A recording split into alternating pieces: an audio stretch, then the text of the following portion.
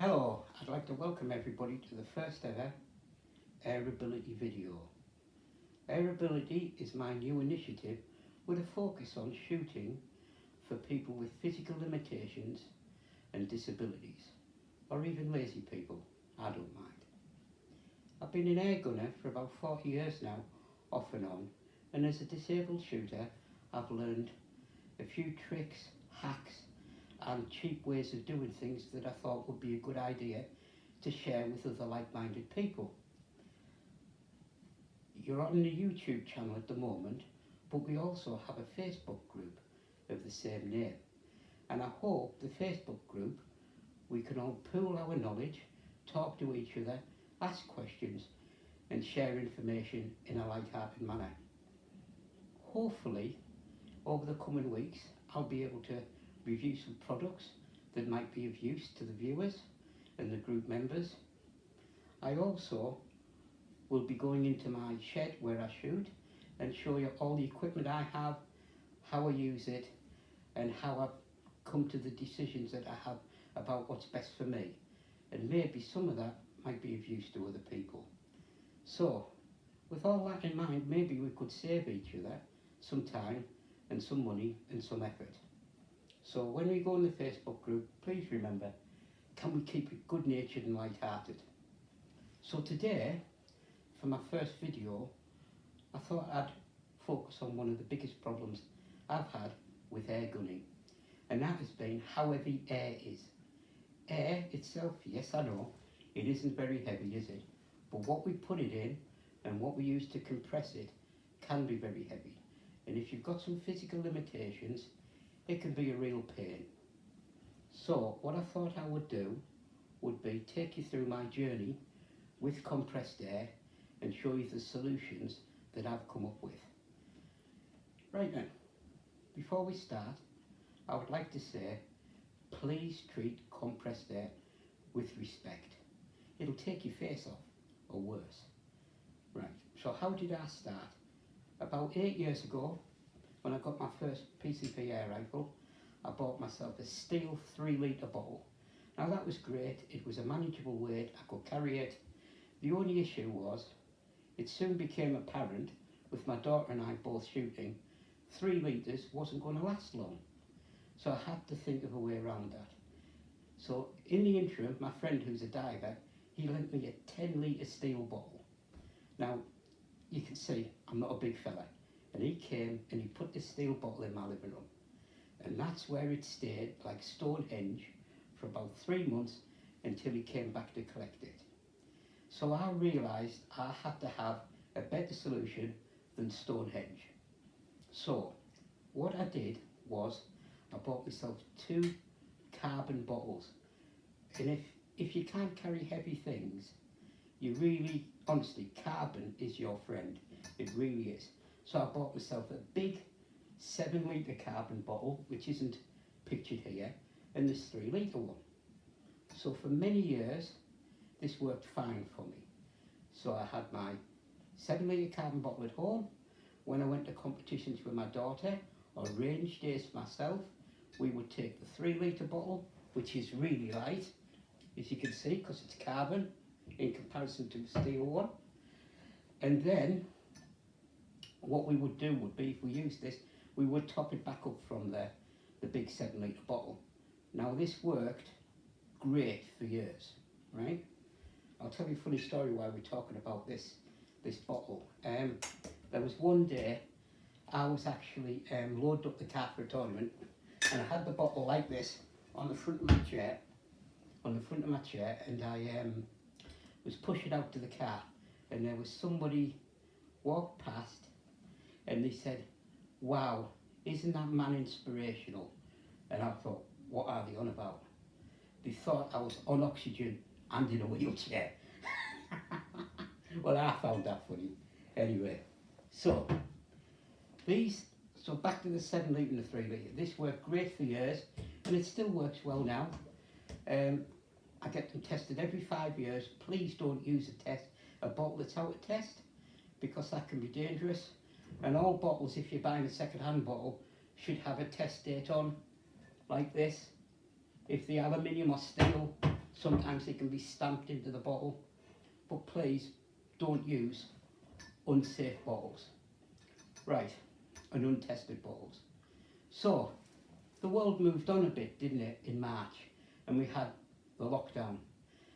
And it became really apparent quickly that my 7 litre bottle and my 3 litre bottle, the air was dwindling fast, and I had to find out how I could keep on shooting, because I'm lucky enough to have a range at home. So I did some research into personal compressors. Now, these personal compressors, you know, they're not cheap. They're about, this one's about £600. They go up to about £1,000 for a personal compressor. You can get some cheaper imports from China. It's up to you how you go about it, as long as you make sure safety, safety first with these things. So this compressor I've had, it's called a Nomad 2, and it's actually quite light. I can move it, I can lift it. I've had this since March, and I've used this thing every day, and I've charged my 2 air rifles with it nearly every day since March, and it hasn't failed me. It's been fantastic. The only issue I had with it really was, although it's light, it's not amazingly portable for me, so I would bring the rifle to the compressor. Now sometimes with the short lead and things, I would knock the rifle on the compressor and the rifle had to be in an awkward position. And every time I filled the gun, I had to bring it to the compressor. And it was a little awkward, but I didn't mind, because it kept me shooting during lockdown, didn't it? Which is fantastic. I think I'd have gone bonkers, because I've been working from home since March, and luckily shooting every day. So, where did I go from there?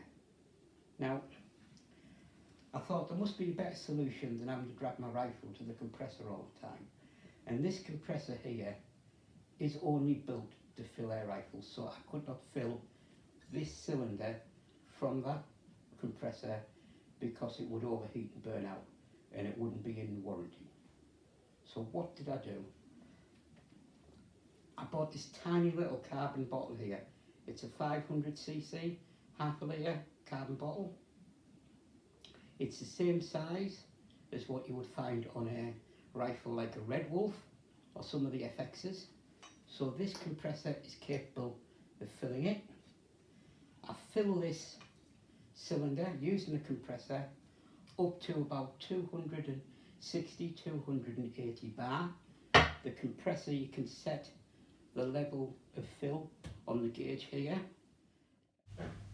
Here is just a quick video of the compressor in action. As you can see, it's filling my small bottle via a whip and a little filter. Sorry about the camera work here. And there's a picture of my digital gauge, which tells me exactly where it's been filled to.